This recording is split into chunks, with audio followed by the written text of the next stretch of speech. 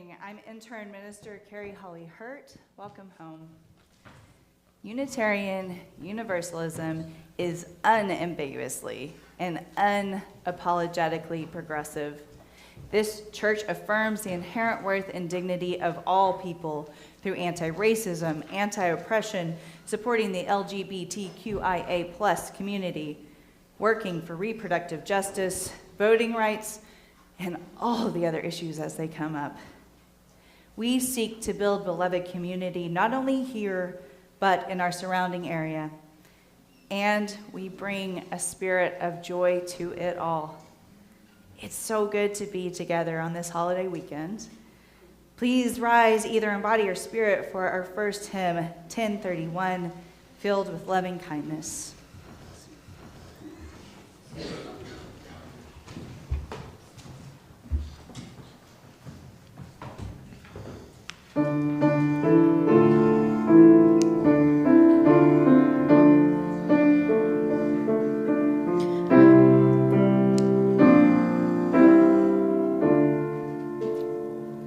May I be filled with loving kindness.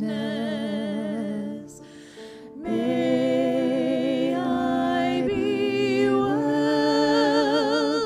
May I be filled with loving kindness. May I be well. May I be peaceful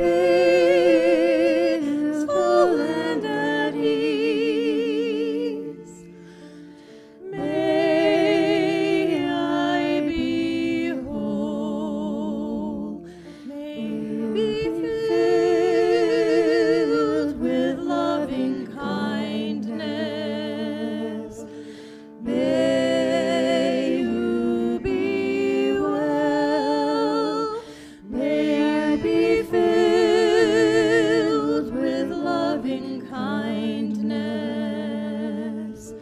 May you be well. May you be peaceful and at ease. May you be whole. May we be filled with loving kindness. May we be well. May we be filled with loving kindness. May we be well. May we be peaceful and at ease. May we be whole.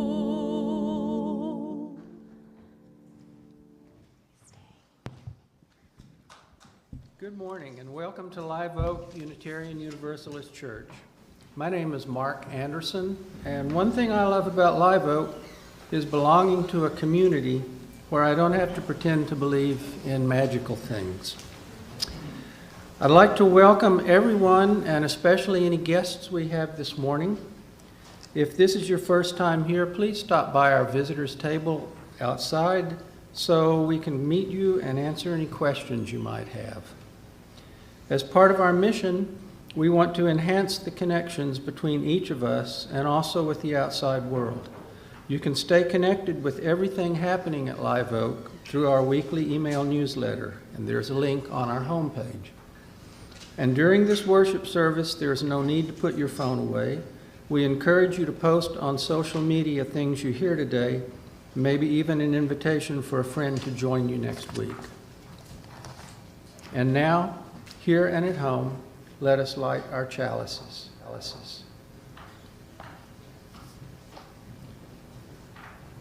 As we light this flame of hope, may our congregation become a kaleidoscope of souls and people.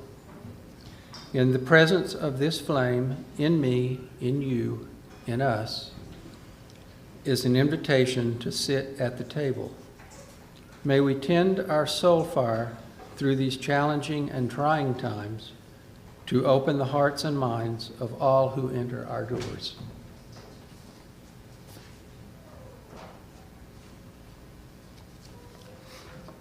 This is bound not by creed, but by covenant. May those in agreement affirm this covenant now. We affirm a caring community of and for all ages, seeking wisdom, doing service, and living with integrity. In our diversity, our covenant holds us in unity as we celebrate our shared spiritual journey. As part of a Unitarian Universalist, Sunday service is a time of sharing our joys and sorrows, and today we have several. Bill says, "Thank you to the talented musicians who volunteer their time to make music with and for you." Thank you. Anonymous is grateful for the help of family and friends and of much need reprieve for my kids this summer. Yes. Lindy says, the DEI team is taking the summer off, but we are getting ready for the fall. Some of us attended an excellent workshop yesterday that inspired us. We hope to do the same for the congregation. And John and Donna Durbin are excited to announce the birth of their precious granddaughter, Amaris. Is that how you say her name? Yay! Thursday morning. Wonderful. Congratulations. And Rin Goss has a beautiful joy today. My joy today is that my cousins are coming to my house tomorrow, and they might even move here. What? Yay! That's wonderful.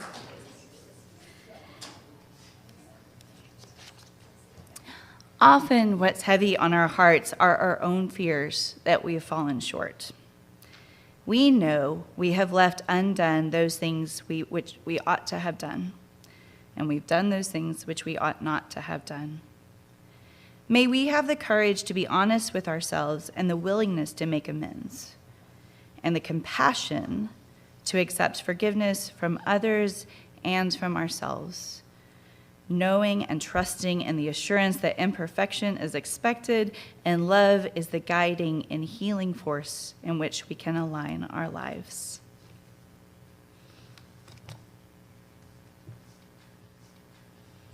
I think this is when the musicians might want to sing Sanctuary for you. I gotta turn off my cell phone.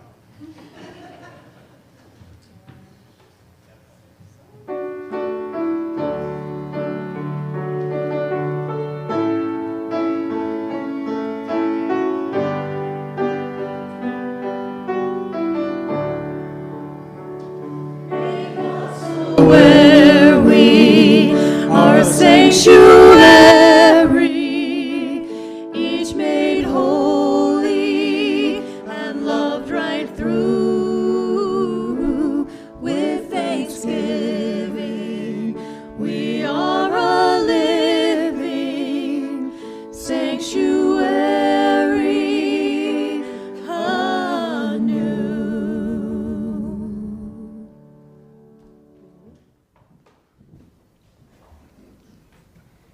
Time of worship today, I'm going to do it because our lovely Chris is out of town.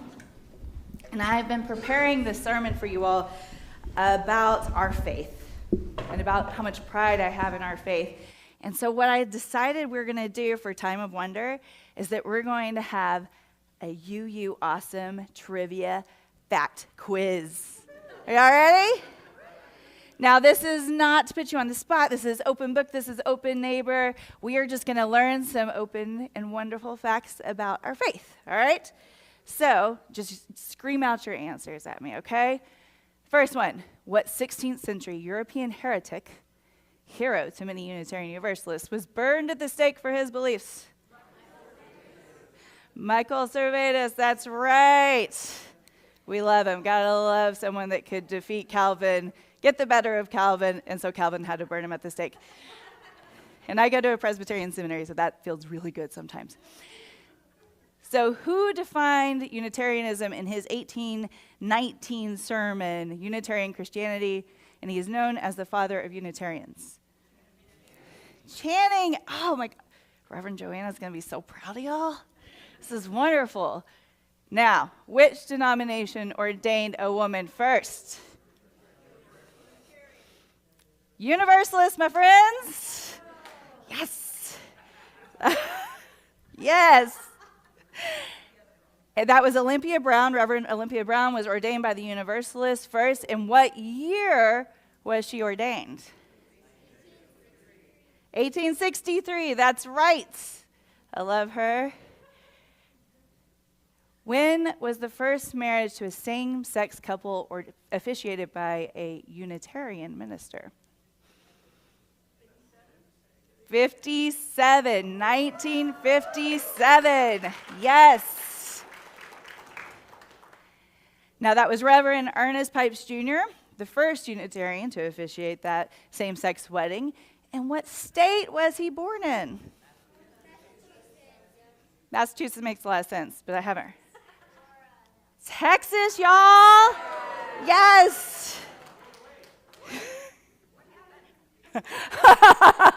We're still here. Voter suppression doesn't change that. What year did Unitarians and Universalists merge to become Unitarian? I didn't even have to finish my sentence. Yes, 1961. Good job, y'all. When did the chalice become the symbol of our faith? Well, I heard some Emily World War IIs. You are correct.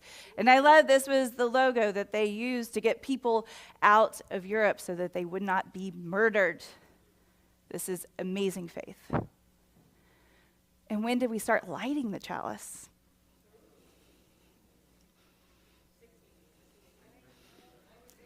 '80s. These were young adults who were like, you know, it'd be really cool is that symbol we've been using. Like, what if we put it in our churches and we lit it? Yay. What year did the first openly gay UU minister receive ordination? 1979. Now that is controversial, and I'm about to make y'all so obnoxious at parties.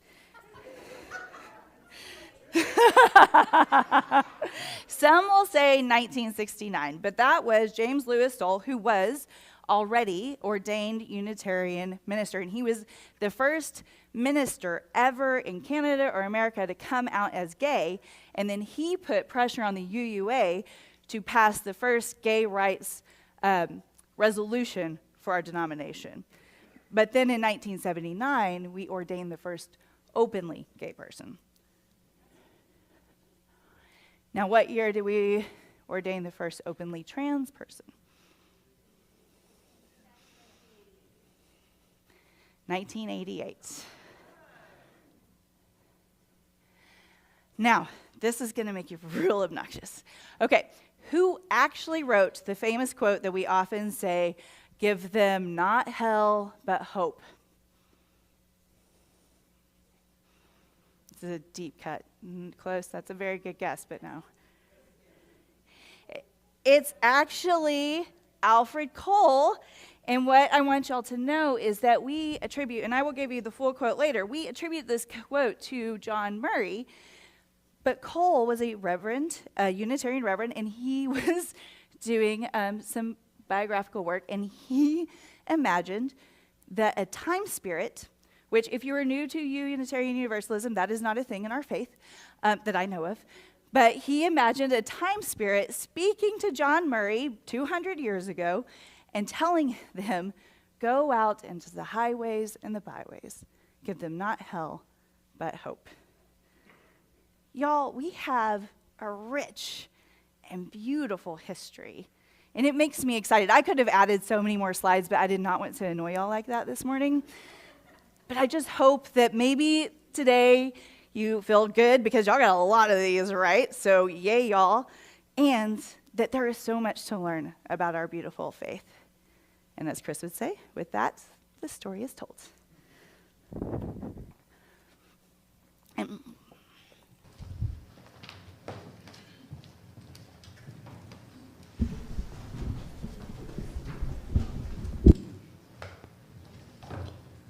And now, would you either in body or spirit for hymn number 118, This Little Light of Mine.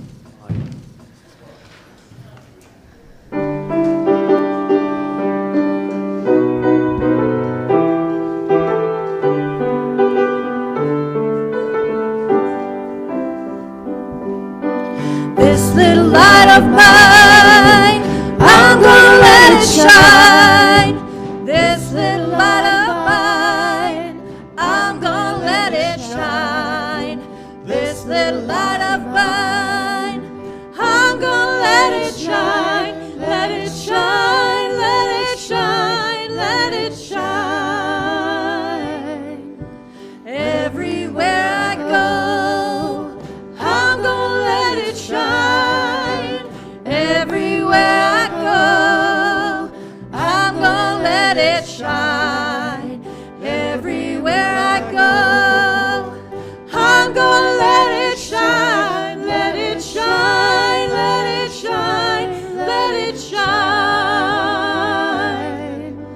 Building up a world, I'm gonna let it shine. Building up a world, I'm gonna let it shine.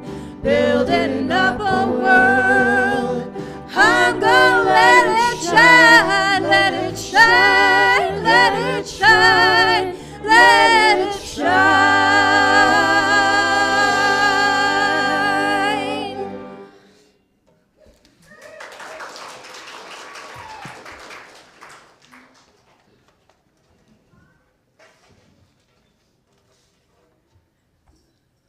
Let Us Make This Earth a Heaven by Tess Baumgardner. Let us make this earth a heaven right here, right now. Who knows what existence's death will bring? Let us create a heaven here on earth where love and truth and justice reign. Let us welcome all at our pearly gates, our freedom table, amid singing and great rejoicing.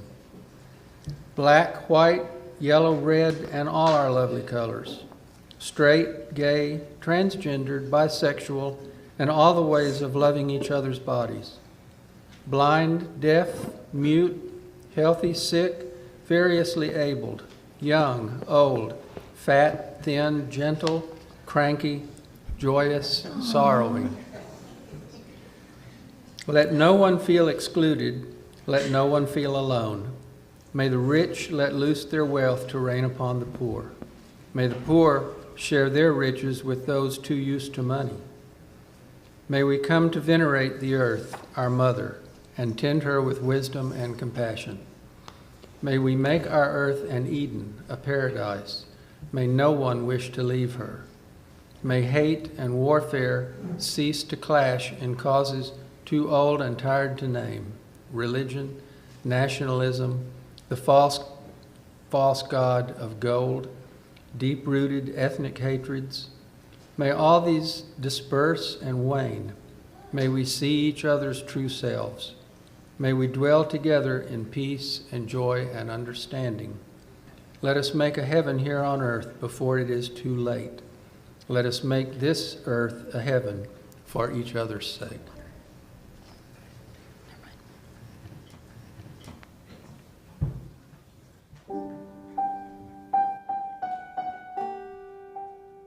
Like a small boat on the ocean, making big waves into motion. Like how a single word can help a heart open. I might only have one match, but I can make an explosion. And all those things I didn't say, wrecking balls inside my brain, I will scream them loud tonight.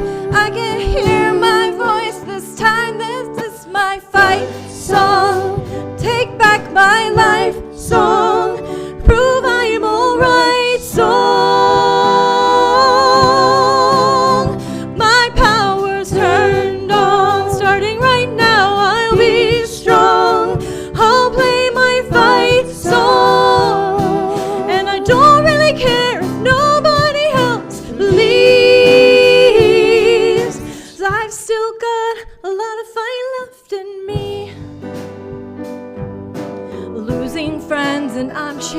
sleep. Everybody's worried about me. In too deep. They say I'm in too deep. It's been 2 years, I miss my home, but there's a fire burning in my bones. Still believe, yeah, I still believe in all those things I didn't say. Wrecking balls inside my brain. I will scream them loud tonight. Can you hear my voice this time? This is my fight song. Take back my life song. Prove I'm alright song. My power's turned on. Starting right now, I'll be strong. I'll play my fight song. And I don't really care if nobody else believes. I've still got a lot of fight left in me. Lot of fight left in me.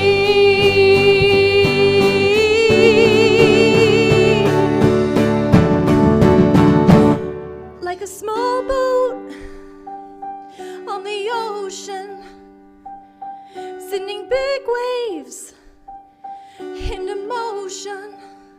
Like how a single word can make a heart open. I might only have one match, but I can make an explosion. This is my fight song. Take back my life song. Prove I'm alright song. My power's turned on. Starting right now, I'll be strong. I'll play my fight song. And I don't really care if nobody else believes. I still got a lot of fight left in me. Yeah, I've still got a lot of fight left in me.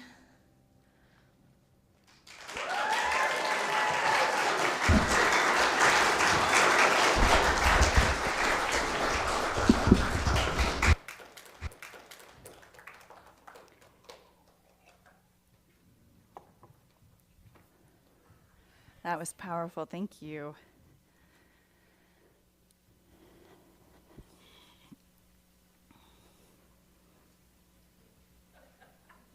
Had such a cool slide, too. Can you put it out? Maybe not that one. Not that one. Y'all just don't pay attention. Don't look right now. Okay. I am so proud to be a Unitarian Universalist. I have so much pride in being a part of a faith that is life-affirming, life-giving, and healing. I love being part of a religious community who says, systems want to marginalize you, come on in. I love it. It's been truly the most transformative experience of my entire life. And yet, the fact that I am here, the fact that I'm a UU, let alone standing up here in this funny robe, is really kind of a miracle. So I was raised fundamentalist Christian, and when I became a young adult, I said, no, thank you. I won't be taking that anymore. And so for years and years, I was a nun, meaning I didn't have any religion, or a done, meaning I was just totally done with religion, depending on what mood I was in. With the occasional backsliding, I will say. But for the most part, I slept in on Sundays. I didn't really think about it that much. Until a friend said, hey, there's going to be a petition to ask the district to be, kind to queer kids. A revolutionary thought, indeed. And so, because I'm the kind of person who will wake up on a Sunday morning and drive to some church and sign a petition, I did that. I had to find this church, which was tucked away in this weird little neighborhood, down a street that said no outlet, and no shade to that church. It's been there for a while, so the city grew up around it. But I get there, and I'm filling out the petition, and I hear this music. It was actually Hedwig and the Angry Inch. Never heard that in a church before. And I was like, what are these church people? I just assumed that Unitarian Universalism was another branch of Christianity, and I was like, that is interesting. I have to figure this out. So I go, and y'all, the minister was queer. There was a queer minister, and he was talking about how like white supremacy and heteropatriarchy were so bad, and how we had to fight them, and how they were inside our society. And then he talked about queer people with like love and affirmation. Now, I came from a conservative church, so you can imagine what I'd heard about queer people in church before. Mind blown. It was amazing. That day, intense healing was done on me. And I fell in love, deeply, deeply in love. And what's there not to love? Like, we don't believe we have capital T truth, right? So we're not going around worried about everybody's soul, right? And we don't traumatize one another and our children with this stupid concept of hell. So we're not worried that if we don't fit ourselves into a very narrow view, that bad things are going to happen forever, right? And let's face it, sometimes I do miss believing in hell, because it would be nice to think that some people, politicians, were going there. But I don't have to stay in that vindictive place where I'm wanting eternal punishment on people, because I get to be human, which means my human responses are not something to be ashamed of or afraid of. Y'all, this religion is life-giving, it is life-affirming, and it is deeply, deeply healing. And I almost never found y'all. That is wild to me. And in a lot of ways, it scares me. Because we have an epidemic of loneliness and isolation in this country. Our current Surgeon General says that people are so isolated. And it's not because we're not around each other. It's because we're not connected to one another. This leads to epidemic rates of mental health and physical health. Y'all, this leads to death. So here we are, we got this life-giving, life-affirming, healing religion, and then we got all these people over here who have nothing, who are disconnected or hopeless, or maybe are connected, but in a way that they can't bring them full selves. So what do we do about that? Well, I take some of my direction from not John Murray, but let's say his time spirit. Go into the highways and the byways of America, your new country. Give people blanketed with the decaying and crumbling Calvinism something of your new vision.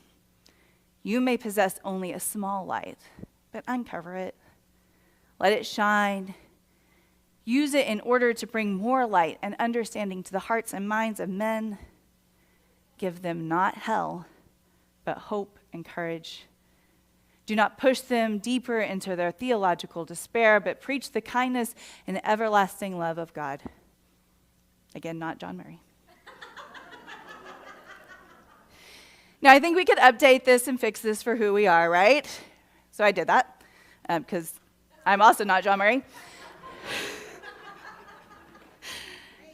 Go into the legislatures, the marches, the pride parades of America, your country.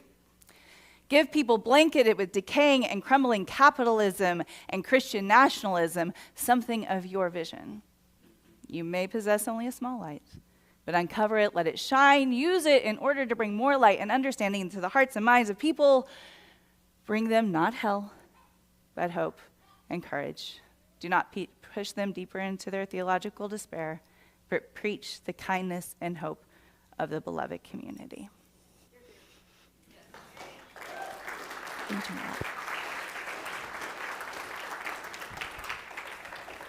CT, will you turn that off for me? I forgot to create another slide, sorry. So, yes, can we agree that that's amazing? Yes, yes. Now also, are any of your bellies kind of because you think maybe I'm telling you to go be, I don't know, evangelical about our faith? Because I am. I am telling you that we need to start being more evangelical about our faith. There's too much at stake. The stakes are too high. Our religion is too life-affirming to let people die from being disconnected. But that crinkling in your stomach is not unwarranted, right? We don't go out and do mission and evangelist work because we know a lot of that work was done with a white supremacist mindset. It was totally paternalistic. It was not about giving and receiving. It was about, I'm going in and I'm going to tell you what the right way is. So I get that. But the problem with that is that we know better now. And when we remove ourselves from the conversation, we create a vacuum. And that vacuum gets filled up with a lot of really damaging and harmful theology. That people who want to be connected might find themselves in places where their whole self cannot be loved, which to me is just as harmful as not being connected. So, how are we going to do this? Well, first of all, no, I don't have all the answers. I say we have to find this out in community. That's one of the beautiful things about our faith, right? Is that none of this exists, because we're Congregationalists, none of this exists if we're not in community, we're not in covenant. We fall out of right relationship, we have a process to come back in. And that makes us, as a community, more compassionate, more loving, and a lot more wiser than I can be on my own. So I think we need to get in community and figure out what this looks like for us. But I do have some ideas. The first is that we continue to do what we do. We continue to show up. We go to the Capitol. We go to the MLK celebrations. We go to Juneteenth. We go to Pride. We have Pride here. It's on the 15th. Come. We do all these things. We get out into the world. And then secondly, we do, as Catherine Inyart spoke so beautifully about the other day, is we internalize our identity. Catherine said, I used to say, I go to a UU church. And then over the last few years, she started to refer to herself as Unitarian Universalist. So when she showed up in those legislative offices and said, I'm a Unitarian Universalist, and this drag ban, this trans healthcare ban, these book bans, these chaplains in school, oh my God, whatever else horrible thing they were going to do is against my religion, she had so much more power. Because I guarantee you, most of those legislators are hearing, I am X religion, and that's why I'm for all of these things that are going to harm people.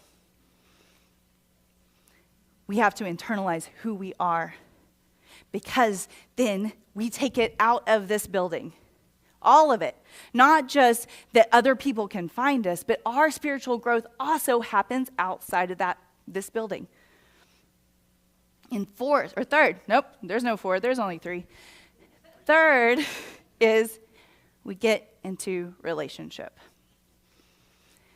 Now, the old model of doing mission and evangelism is, again, you go in there and you push your agenda on other people.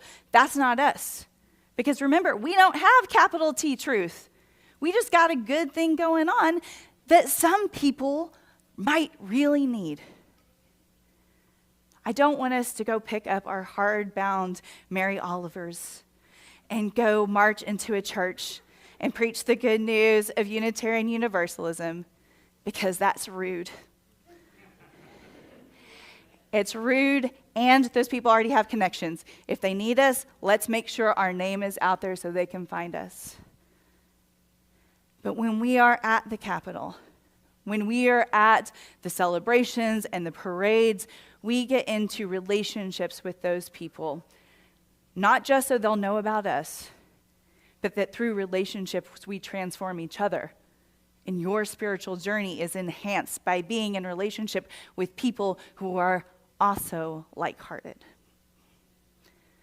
Y'all, the stakes are too high. They're too high. We cannot let the Carries of the world have to be stubborn and weird and wake up early on a Sunday morning.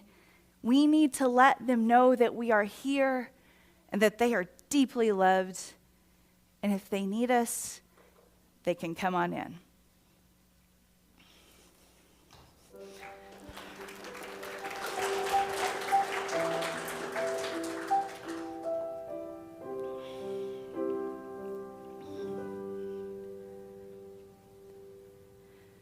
Invite me in a time of reflection, in word and in silence. What we do matters. We are here because we believe what we do matters. We are here because we believe how we live our lives matter. That with every act of kindness or meanness, courage or fear, love or hate, we are weaving the fabric of the universe that holds us all. We are here because we need encouragement, because we need strength, because we often get distracted.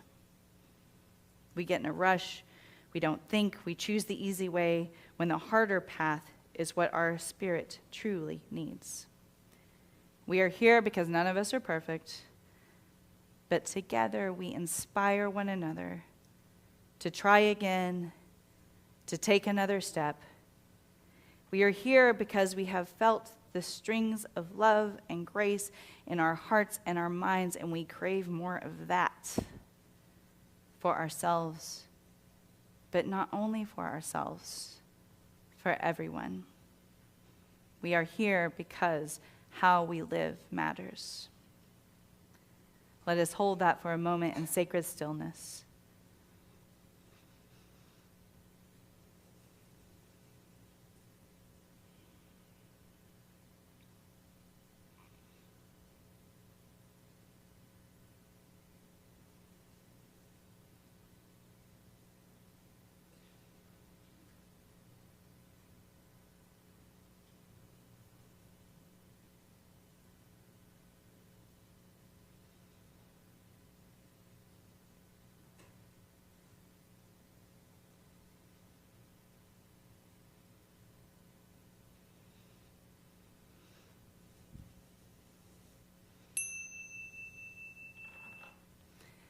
Amen and blessed be.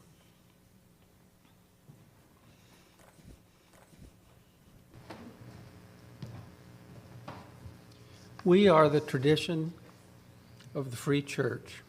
Our church and our community outreach are supported not from an outside source, but from within. Generosity, therefore, is one of the spiritual values we recognize as central to our personal and our institutional well-being. We share what is offered every week with an organization that upholds our Unitarian Universalist values. And this month, we are helping to empower the dream of Interfaith Action of Central Texas, better known to us as IACT. And our Reverend Betty Squarick is here to take a few minutes to tell us more about this organization.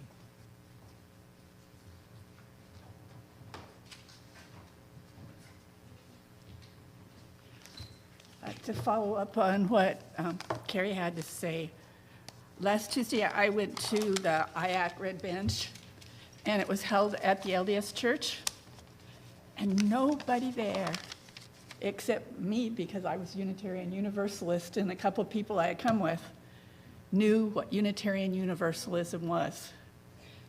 And it was, it's like, I got to tell 20 people maybe on Tuesday night about us. And so it matters. It matters when you go to something like that. And to me, IAC is awesome. Not because of the many programs and activities it offers to the community, which you can see in the newsletter, but because of the premise of its existence. Most towns and cities have interfaith groups, but many of these groups would be more accurately named if they were called inter-Christian groups. And IAC is truly Interfaith, and it offers our community programs that promote interaction between people of many different faiths. Now, IAC is based in Austin, but it's also alive and well in this area, and we are represented by the Hill Country Council that both Reverend Joanna and I belong to. Your donations help us expand what we offer here. If you attend Red Bench, which is an interfaith discussion program, or a worship service at a different congregation through IAC's Passport program, you have been able to tap into some of what IAC offers. In my time as a participant in IAC, I have been privileged to see the baby Buddha washing ceremony at the Buddhist temple on 360, accompanied by lion dancers and drummers, the raising of a symbolic pole at the Sikh temple, a worship service at the Muslim Center in Cedar Park, and an unforgettable discussion about the Holocaust at a synagogue. If you believe, as I do, that peace begins with dialogue, please consider donating generously to help IAC continue doing their awesome work.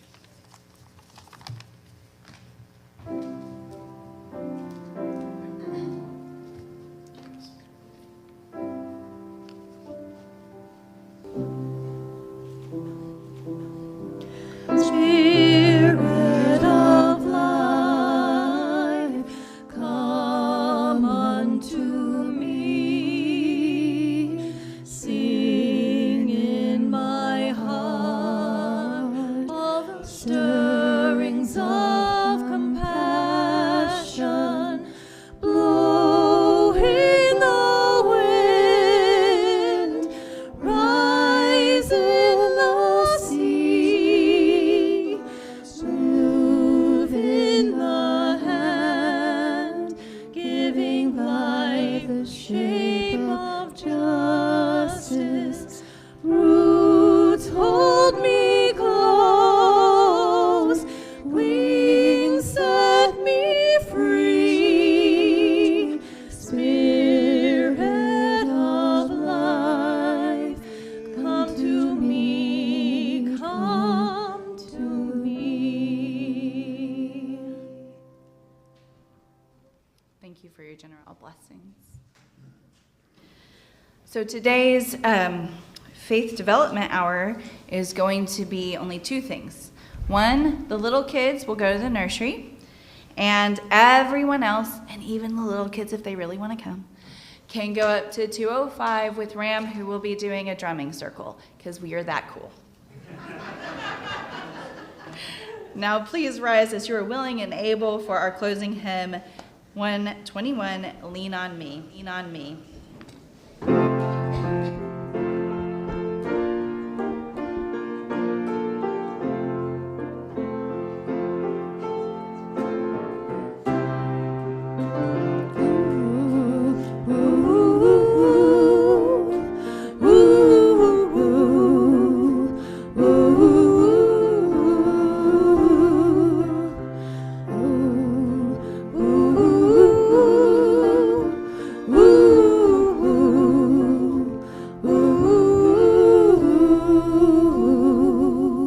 Sometimes in our lives, we all have pain, we all have sorrow, but if we are wise, we know there's always tomorrow. Lean on me when you're not strong, and I'll be your friend.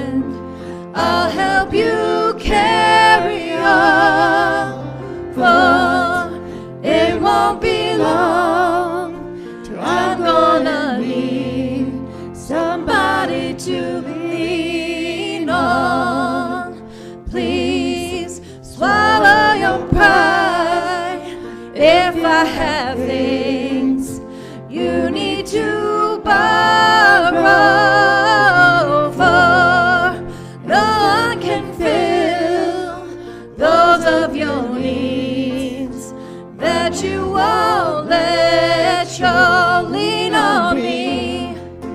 When you're not strong, I'll be your friend. I'll help you carry on, for it won't be long till I'm gonna need somebody to lean on.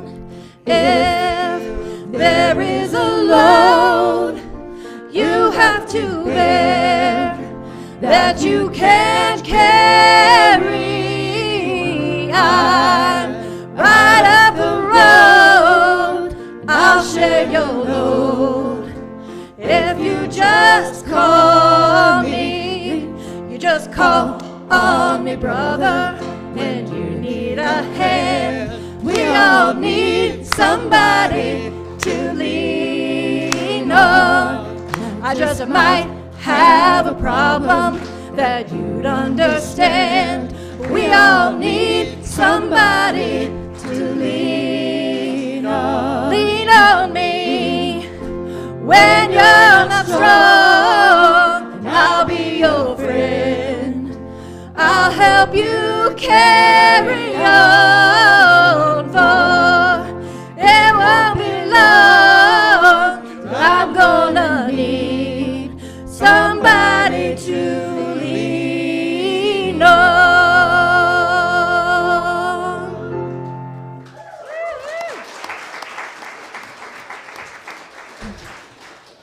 Friends, as you go about your week, may you know joy beyond measure and distribute love extravagantly, ever assured that even on hard days, life is a blessing.